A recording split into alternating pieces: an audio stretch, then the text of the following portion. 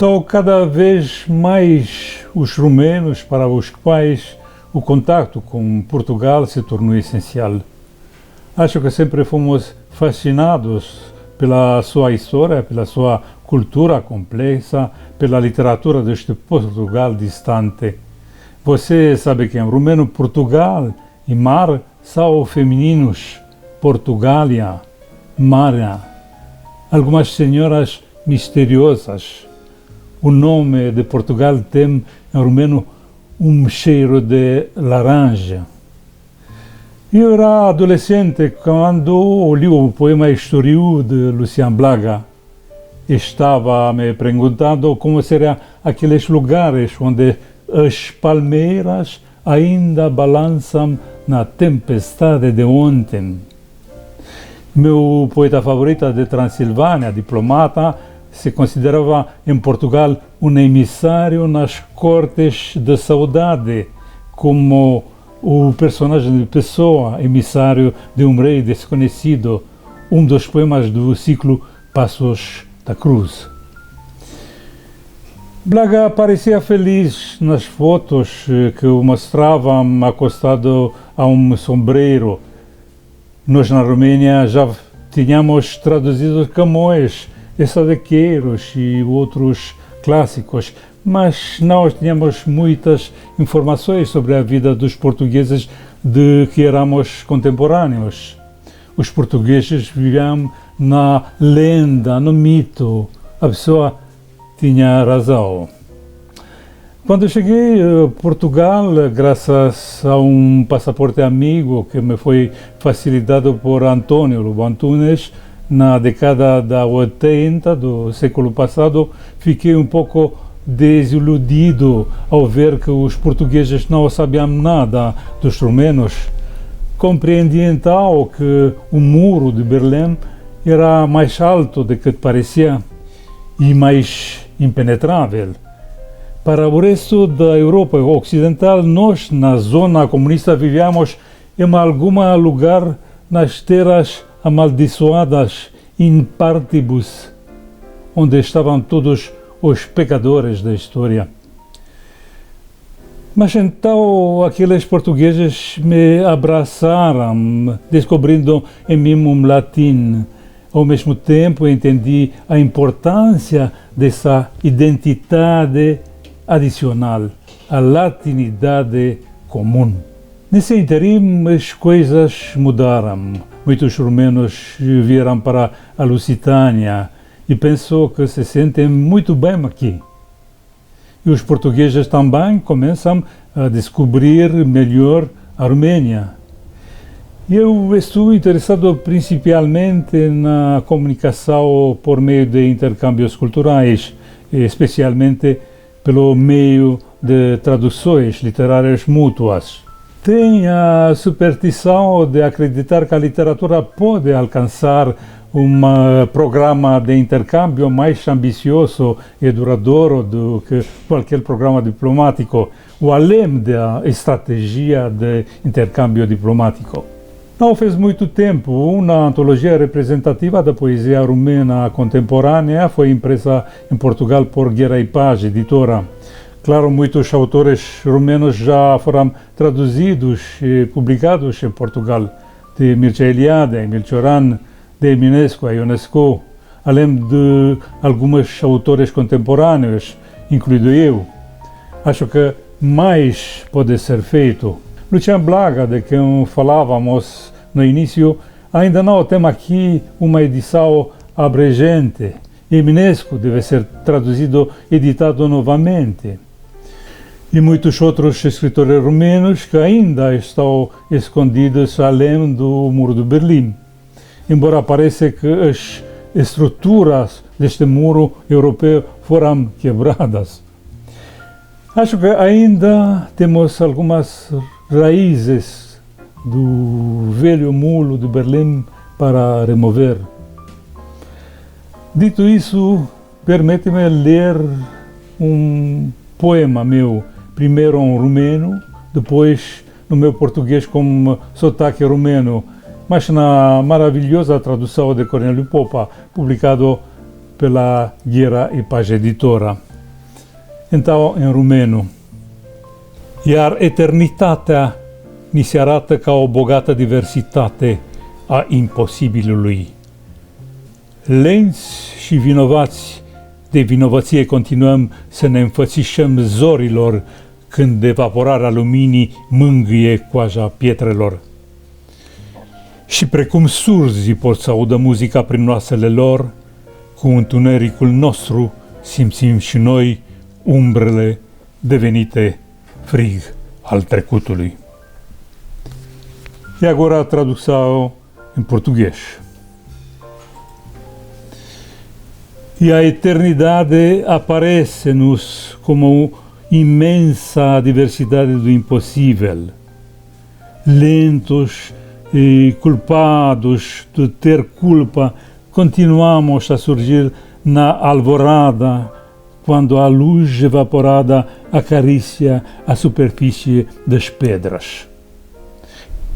E tal como os surdos podem ouvir a música através dos seus ossos, também nós, com a escuridão, sentimos as sombras, tornadas frio do passado.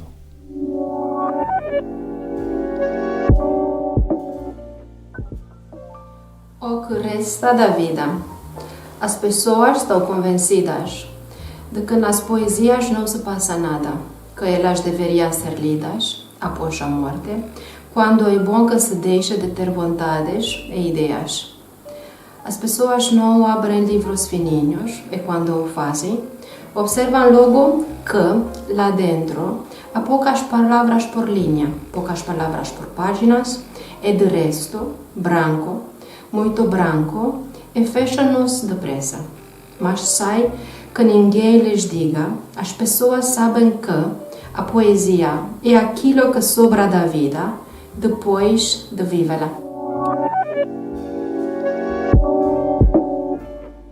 Para a alma portuguesa, a terra nunca começa, mas acaba onde a língua da areia toca a água, reconhecendo o poder do oceano de governar o momento e a eternidade. Para o olhar português, diz um verso de Luís de Camões, só começa o mar. É um olhar fascinado, dado ao distanciamento e alimentado pelo ardor das próprias insónias. Ele fica acordado sob o mastro, questionando onde as névoas giratórias e salgadas, ou o movimento gélido das estrelas para cumprir, num único e solitário fogo, o juramento de honra e o pacto de sangue, e para confessar o que a voz do homem do leme que saltou para o convés acabou de celebrar, a tradição. De costas para a terra, o olhar português traz nele o sinal da melancolia, brasas fumegantes atravessam a estreita fenda entre o céu e o oceano. Há nessa íris, impressa durante séculos, uma cintilação escura, o sinal do abismo e o pressentimento da morte. Os mais brilhantes e puros raios de sol negro indicam, portanto, o caminho ao navegador português. Leva-o ao Oriente, roubada pela promessa de amálgamas de ouro e especiarias, mas sempre circunscrita pelos sinais do Ocidente.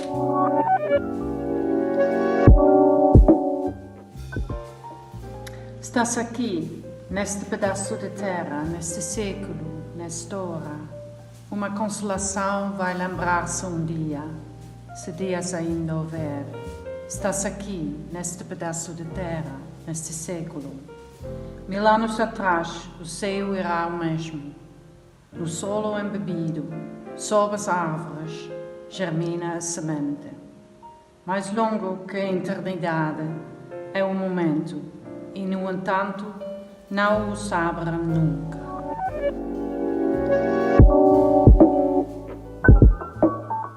Estamos os três à mesa.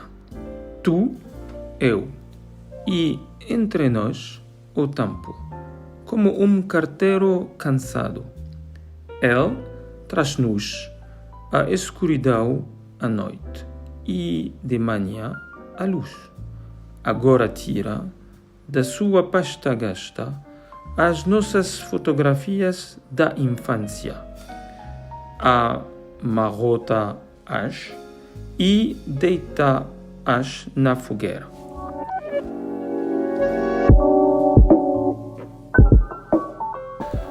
No âmbito da nossa maratona de leitura de 2021, Vou ler um texto pertencendo ao grande poeta romeno contemporâneo, Ioannis Pop, um dos mais galardoados e traduzidos escritores que temos hoje.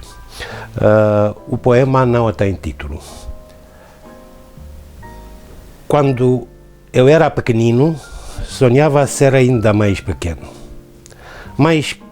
que a mesa, mais pequeno que a cadeira, mais pequeno que as botas grandes do meu pai. Sonhava ser do tamanho de uma batata, porque na primavera metiam as batatas na terra e pronto, até ao outono ninguém as chateava. Sonhava estar na toca entre elas, a dormir docemente no escuro, virando-me para um lado e para o outro no verão e depois adormecendo novamente. E no outono acordava cansado de não dormir e mal lavado como as minhas irmãs, e quando viessem escavar-nos, saltava para fora e gritava: parem de cavar, parem de cavar. Eu volto à casa da boa vontade, desde que na primavera me ponham aqui outra vez. E na primavera seria o primeiro a ser atirado de volta à toca.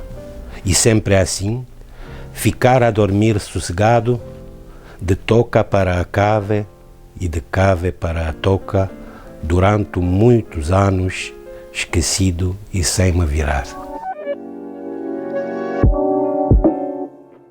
Ninguém me ouviu gritar e, no entanto, 5 pares de braços estenderam-se para mim. Dói-lhe alguma coisa? Sente-se envolto em fumo? Parece-lhe injusto o seu desaparecimento? Que vou responder? As palavras misturaram-se na queda e deixaram de ouvir os meus lábios. O cérebro perdeu em altura, deixou de dominar até a arte do contraponto. Impossível exprimir-me nestas condições. Tentei apenas agitar o dedo mindinho, abanar a cabeça, fechar e abrir os olhos, mostrar que me tornei num sinal, um texto com chave, uma mensagem. Mas eles não perceberam quase nada. Em vez de me lerem, aprenderam-me de cor.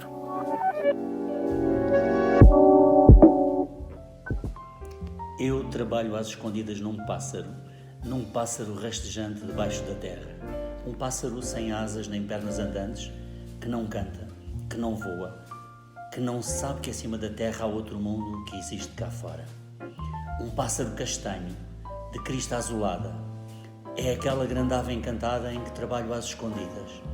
Ele sonha como canta e sonha como voa, e dos seus sonhos nasce, por vezes, a primavera. No mundo sobre o qual nada sabe, no mundo cá fora, com borboletas, com flores e trinados, com amores, despedidas, com bordados, sobre os quais o meu pássaro castanho sonha como canta, sonha que sabe, sonha como voa, mas da terra, só a terra se vê cá fora. Depois vazio. Casas fechadas, a tarde entorpeceu tudo. O tilintar de louça nas cozinhas, que se ouvia durante a manhã, cessou também. As mulheres renderam-se à frescura das casas fechadas. Até a manhã de manhã, silêncio. Das promessas desta manhã não restou nada. O bairro tranquilo viveu mais um dia.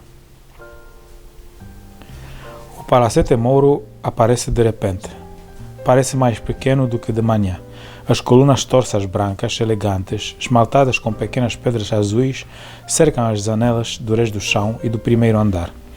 Na parte de cima, acabam em forma de folha de árvore, de maneira que as janelas quase desapareceram por trás dos ornamentos que as abraçam ao ponto de as sufocarem. A entrada de fantasia, à direita, é uma escada guardada por um cauzinho de pedra cômico, com uma pata e parte de uma orelha truncadas.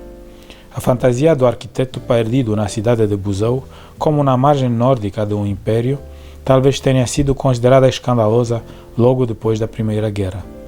E o eco disso deve ter persistido porque ninguém se atreveu a confiscar a barriguda construção para instalar aqui quem sabe que instituição. Segundo todas as aparências, continua a ser uma casa de habitação. O palacete é cinzento e sólido, com alicerces de pedra. Nas águas furtadas, que parecem acrescentadas posteriormente, avistam-se 2 janelas œil de bœuf em estado excelente.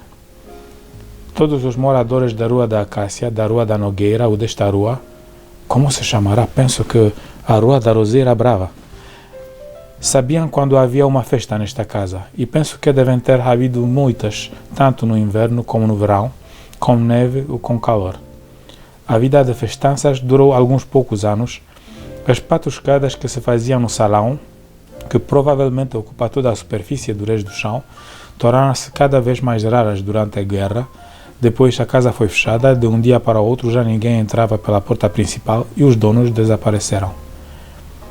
Apesar disso, a casa ficou e não pôde passar despercebida.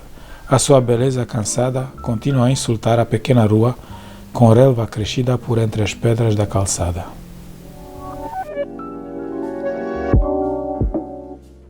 Quando no alto céu ainda não tinha nome, Enuma Elish. Quando escrevo, por baixo do papel onde escrevo, outro homem deitado de cara para cima, como debaixo de uma matriz em vidro, escreve o mesmo texto, da direita para a esquerda. Eu acabo, ponho o ponto no final do manuscrito. O outro homem, debaixo do papel, longe de terminar, continua a escrever fervorosamente, em grego antigo, em hindi, em hebraico quadrático.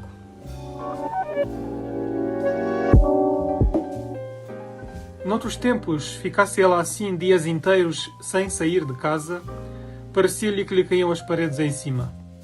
Volta não volta, punha-se a andar. E percorria as capelinhas todas, um dia uma, outro dia outra, sem nunca voltar de mãos a abanar. Trocava umas palavras, ficava a saber disto e daquilo, porque estar sempre com o mudo do marido só lhe dava vontade de se pôr na alheta. Nunca teve conversas com ele e, aliás, o que há para falar com o marido? O marido que te conheça da cintura para baixo, diz ela. E a cunhada, quando ouve, repreendia logo. Cala-te, ó Vicar. Por amor de Deus, olha o menino a ouvir. Chegaste a velha e a boca cheia das neirolas. Olha, olha, e se ouvir? Que ouça. Até parece que vai ficar muito tempo debaixo das tuas saias. Não te preocupes, que eu já passei por casas ricas, eu sei como falam as senhoras. Por onde passei, todos me entenderam, todos gostaram de mim e me apreciaram. Em casa da Madame Ioanil, o que eu me ria com ela e com a Ivona. Muda também a cunhada. Tinham de se lhe arrancar as palavras de boca a ferros. Coitado do seu maninho, enquanto viveu foi sempre atrás dela. Os homens são assim, sempre atrás das mulheres. Só este paspalho de marido, sempre na dele. Quando era nova ligava a tudo o que ele dizia.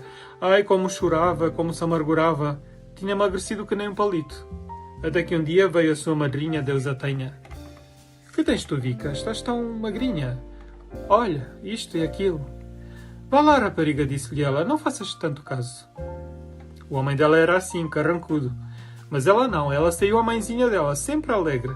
Se tivesse tido a sorte de ter um homem como ela, que gostasse de rir. Há homens assim, mas esses têm outros. Não se pensa que há uns melhores que outros. E agora custa-lhe cada vez mais sair de casa. Mas um dia ou dois por mês agarra no saco de pele, aquele que a Madame Daniel lhe dera, enche-o com o que lhe vier à mão, veste o casaco, coloca a dentadura, embrulha a cabeça em 2 lenços, amarra-os com um cascol, põe a boina dura que ela própria fez dos restos de um sobretudo há 9 anos e pira-se. É o homem dela que lhe diz que se pira. Então, estás outra vez a pirar-te? Resmunga lá da cama, de entre os cobertores amontoados em cima do edredão, de onde está, com a cabeça embrulhada numa camisola dela antiga e coçada, porque perdeu o gorro às cores batidas que usa normalmente. Quando fala, ofega entre as palavras, é gordo e alto, passou dos 100 quilos. A pele do pescoço pende mole, flácida, mas as bochechas são carnudas, quase rosadas, e nelas, a barba por fazer há alguns dias, cresce espinhosa e branca. Que raio de hábito é este de andar de porta em porta? toda a vida a bater às portas dos outros. E então? Responde ela. Nem olha para ele. Pronta para sair, embrulhada em tudo o que tinha vestido, anda de um lado para o outro pela sala, muda as tralhas de sítio e tira algumas para levar. Um frasquinho de pickles, umas cebolas, que este ano até tem bastante, umas cabeças de alho, um restinho de aguardente que transfere para uma garrafa mais pequena de xarope para a tosse. Envia-as no saco por cima dos sacos de plásticos vazio. Não gosta de ir de mãos a abanar e qualquer coisinha pode dar jeito na casa de alguém. E então? Responde ela. E já nem ouve o que ele ainda lhe tem para lhe dizer. Pode gastar a matraca o tempo que quiser, até lhe doer a boca, só ele ouve o que fala. O que o marido disser é ouvir e cuspir, dizia ela a Madame Yoanil, e o que se ria a velha com isso. Já se habituou. Mal a vê, começa a barafustar e a mandar vir com ela, vai para o outro canto da sala. Maldito sejas tu e o paizinho que te fez. Diabos te levem, diz ela baixinho. Eis como circula a palavra. Coitadinha, revoltada, submissa. Ela, filha do silêncio, mãe do não dito. Devagar, devagarinho, por entre despojos de luz e solidão, por entre as cinzas do relâmpago, devagar, devagarinho, sob o peso da sua verdade, devagar, devagarinho, atrás da vida e da morte, pelo caminho que desce nas entranhas do teu coração. Corria o ano de 1845 e Vassili e os seus avançavam pelos caminhos nevados da montanha. À volta, a planície parecia espraiar-se até os confins da terra. Aqui e acolá, aldeias com casebres de argila, cobertos de palha, lançavam baforadas de fumo para o céu, branco que nem natas.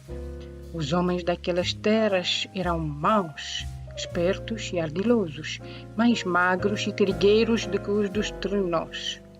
Em compensação, as mulheres eram muito mais bonitas, maquiadas como as da cidade, e conheciam o artifício de tornar úmidos e cintilantes os seus olhos com uma cocção de ervas. Parando no meio de alguma aldeia, sob o ladrar dos cães e o olhar das crianças de gorros bicudos, o cortejo desfazia-se. Tiravam-se os arreios aos cavalos, que iam parar aos estábulos dos aldeões, os quais, aliás, viriam a receber por isso bom dinheiro em moedinhas de cobre e, após rezar na igreja, os 50 búlgaros eram convidados para a casa de um aldeão qualquer, um dos mais abastados, onde se bebia aguardente cozida, se fiava lã e se contavam piadas. Num cantinho, os dois popes entornavam copo atrás de copo, tentavam entender-se numa espécie de eslavo de igreja e acabavam com cânticos de invocação da graça divina. Os demais misturavam-se aos valás, falavam com eles por gestos, trocavam aguardente e, sem saber muito bem porquê, riam-se e maravilhavam-se com a estranheza uns dos outros. Chama, clama, grita até que o teu grito comece a ouvir-te.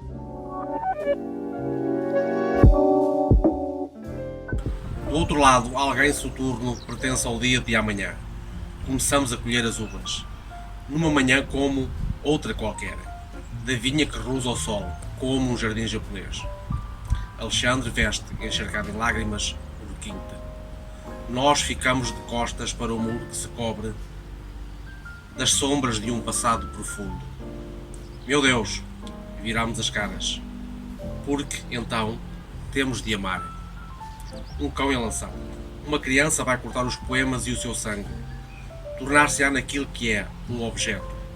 Lá dentro, na floresta de abetos, há uma janela com grades. E não só os roedores, os insetos e as aves devoravam o milho. Também o milho parecia devorar roedores e insetos, de tal maneira eles, os grãos, se agitavam e ameaçavam engolir os outros seres, conseguindo ocultá-los por alguns instantes, para logo de seguida serem eles mesmos, os grãos, cobertos pelo fervor de sobrevivência dos outros. E isso sempre, sem parar, sem descanso, num fervilhar sujo e colorido, num bulício, numa pululação, num germinar, repelentes, promíscuos, mas não desprovidos de uma certa e paradoxal grandiosidade da vida que continua a existir, seja como for, seja quando for, seja onde for, custe o que custar. Um ar doce com cheiro a plantas, uma espécie de tontura intermitente, perdida por entre ervas enfeitiçadas, pensei que fosse morrer de repente. Por um instante senti-me erguer, devagarinho da terra e amedrontado, chorava e rezava que me protegesses daquela voz estranha que me chamava. Sabia que jamais voltaria a tocar a terra de onde subia devagar sem ares, nos braços de alguém de cima e levada viva pelo mundo dos que não regressam mais.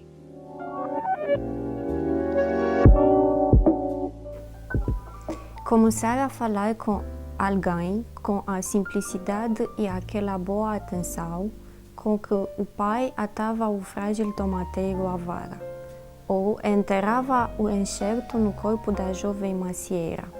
Falar em alguém é outra espécie de ligação, de feliz embalar, sob o céu obrigatoriamente de ambrósia, como numa bendita, precoce eternidade.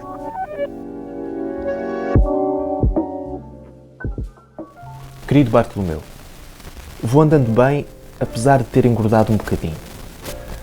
Continuo a trabalhar no meu tratado sobre decomposição, o infinito e o desvio de si mesmo. Acabo de terminar o capítulo sobre o infinito amputado e acredito que estou prestes a propor a classificação mais completa e mais erudita das formas do infinito. Já tenho em mente um projeto para o estudo da intuição do infinito e teorizo heroicamente os conceitos de infinito negativo, infinito intensificado e infinito estável. De resto, a minha vida decorre como é habitual. Fora alguns aborrecimentos existenciais que ousaria denominar aborrecimentos atípicos de jardineiro. Como disse na minha carta anterior, decidi que este ano plantaria couves e só couves na minha horta. No início correu tudo bem, porque por aqui tivemos uma primavera longa e ensolarada. Os aborrecimentos começaram no mês de maio, quando as couves começaram a crescer. Todas as noites, alguém me roubava uma couve. De manhã, quando eu saía para regar o jardim, faltava sempre uma. Então comecei a vigília. O que me custou algumas noites em claro, mas finalmente descobri o ladrão. Um coelho branco, que vinha da floresta. Era ele que me detonava uma couve por noite. Claro, armei uma armadilha e no dia seguinte capturei e fechei-o numa gaiola. Durante alguns dias, as minhas couves respiraram aliviadas em total segurança. Mas um segundo coelho branco, mais um, entrou no meu jardim para se empanturrar com uma couve por noite. Capturei-o, fechei-o na mesma gaiola que o primeiro. Tive 2 noites de descanso. Em seguida, um terceiro coelho descobriu a minha plantação. Feita a armadilha, feita a captura. Fiz uma inspeção minuciosa no muro que cerca a minha horta, mas não encontrei nenhum buraco. Tudo isto não impediu o 4º coelho, o 5º, o 6º de se apresentarem. Prendi mais esses 3 sem dificuldade, mas as couves do meu jardim diminuíram pela metade. No momento em que escrevo esta carta, descubro que, na verdade, foram os coelhos que me prenderam. Sabes muito bem que sou vegetariano e nunca mato animais. Nas minhas gaiolas há agora uma boa centena de coelhos e não sei o que fazer com eles. Vendê-los para que sejam mortos está fora de questão. Devolvê-los à floresta parece-me pouco inteligente, pois retomariam o mesmo jogo e viriam novamente devorar as minhas couves. Ficar com eles seria pior, pois teria de alimentá-los e só tenho o resto das couves da minha horta para lhes dar. Nas suas gaiolas eles vivem bem, estão contentes e vejo-os a prosperar a cada dia que passa. 80% da minha colheita de couves está comprometida e o mais estranho é que o fluxo de coelhos continua o mesmo, como se eles crescessem no meu jardim. É por isso, querido Bartolomeu, que estou um pouco confuso. Ia dizer terrivelmente triste. Semeei couves e colhi coelhos. É estranho. Fico até tentado a dizer que reconheço aqui um pouco da minha teoria sobre o infinito intensificado, não achas? O que é que me dizes? Além disso, quando lhes dou comida, os coelhos ficam todos a olhar para mim com um arzinho malicioso que me deixa possuído. Pronto, é tudo. O teu compilador íntimo espera notícias tuas. Abraço, C. Passei pelas ruínas e museus de Roma, contou-me o meu amigo. Alimentei-me com restos de colunas jónicas e coríntias. Descasquei frescos, provei pinturas, ainda sinto na língua fios das telas dos inagoláveis mestres. Saciei a minha sede com cascatas e grutas barrocas. Deixei-me penetrar pelo pó entusiasta e boêmio dos velozes futuristas. Degustei aquele tão subtil fermento depositado, em tantos anos, nas entranhas de cada coisa. Agora estou cheio, empanturrado. Faço a minha cesta. Olho com confiança para o futuro. Sinto-me como um humus fértil. Até já comecei a sentir a galgarem dentro de mim os primeiros rebentos. Em breve vai sair, certamente. Uma erva doce, verde, sinal de que estou vivo e cheio de secretos e maravilhosos poderes. À espera que me paste uma vaca.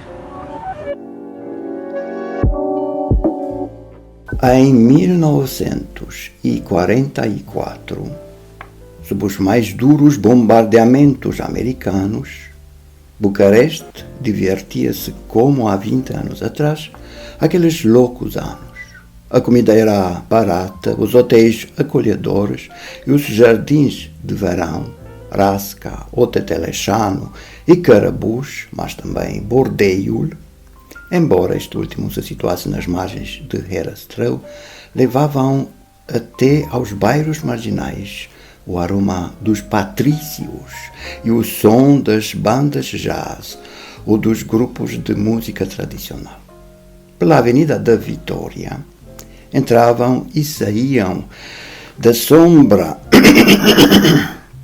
enorme do Palácio dos Telefones, tantos carros pretos com janelas de vidro lustroso como nos tempos de Proibição e de Eliot Ness.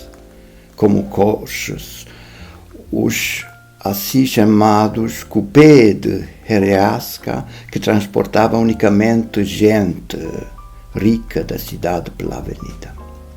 As distrações encontravam-se ao alcance de qualquer um. Na opereta, Leonardo cantava ainda o Circo Sidoli. Embora já sem um velho Giovanni Sidoli, vangloriava-se, depois de ter sido queimado 3 ou 4 vezes, da sua nova tenda azul, com riscas brancas e dos seus 24 cavalos brancos, ornamentados como nunca antes se havia visto.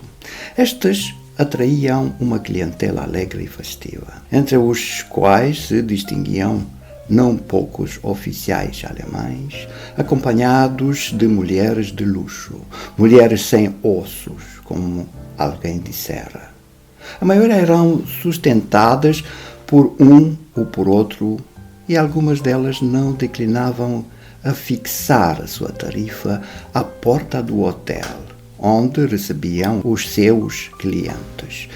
Uma delas era Zaraza, mais precisamente a Zarada, que é um nome cigano tradicional, significa maravilhosa.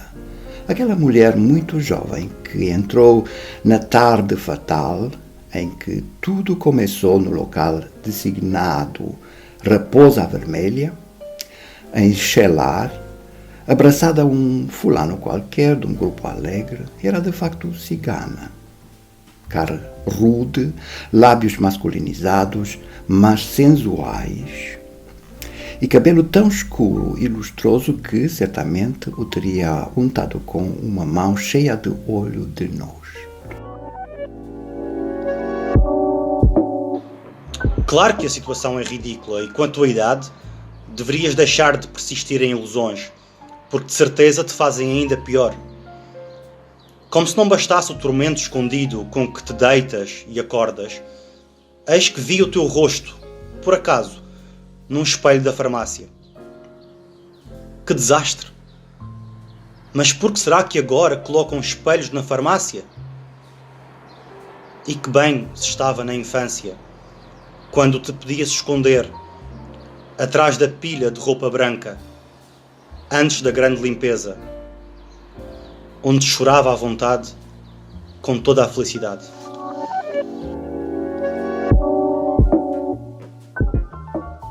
A poesia não precisa nem de limiar, nem de porta, nem de janela, nem de telhado, nem mesmo de cornijas em forma de cabeça de leão.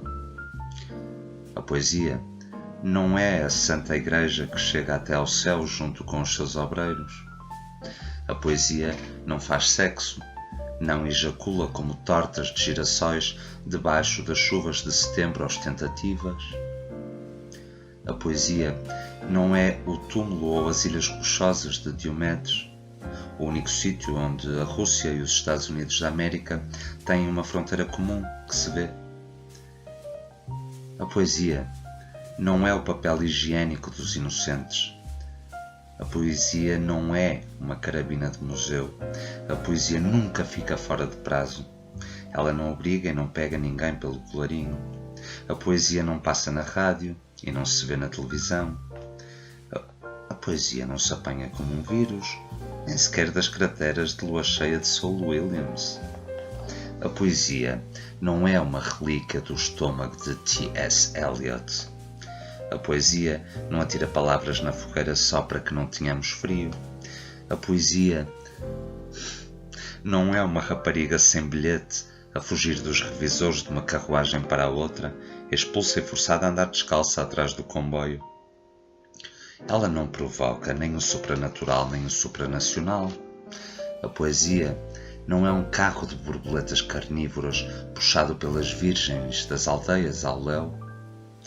A poesia não é um campo de falos virados do avesso. A poesia não é um artefacto geracional. A poesia não é devassidão nem pecado.